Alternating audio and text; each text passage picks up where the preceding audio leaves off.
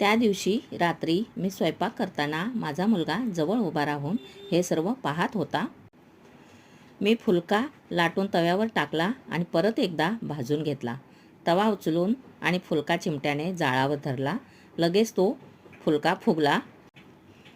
मुलगा आश्चर्याने म्हणाला, झाला पण फुलका? इतका सोपा? मी म्हणाले, हो, कठीण नसतोच मुळी फुलका. खरं तर सगळा स्वयंपाकच मुळी सोपा असतो.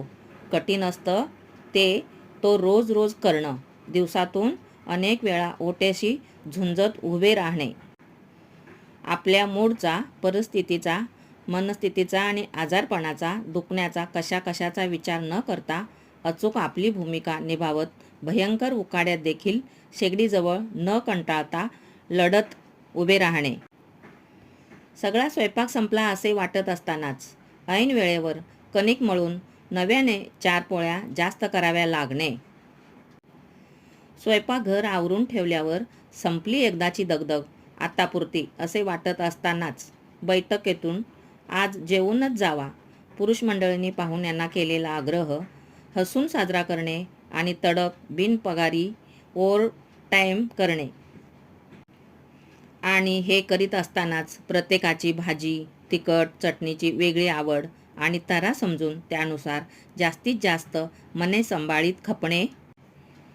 बरे, एवढे करून भागेल तर कसले स्वयंपाकघर, म्हणून सगळा जीव गेल्यावरही ओटा, शेगडी, भांडी सगळे घासून पुन्हा लक करून ठेवणे. इतक्या मेहनतीला साधा कोणी उच्चारही न करता, साधी पुडली ताटं देखील न उचलता निघून जाणे. भरीसभर म्हणून ह्यात कोणते जग जिंकले? स्त्रिया असतात मुळी स्वयंपाक आणि घरकाम करण्यासाठी, आणि हे सगळे शिकल्या सवरल्या स्त्रिया असतात म्हणून बँक, शाळा, नोकऱ्या, उद्योग, मीठ मसाला, नातेवाईक, सण समारंभ इत्यादी अनेक गोष्टी जास्तीच्या सांभाळून फिरून ओट्याशी 2 हात करीत न कुरकुरता उभे राहणे. कामवाल्या बाईला निदान पगार तरी देतात. घरच्या बाईला तर तेवढीही किंमत नसते.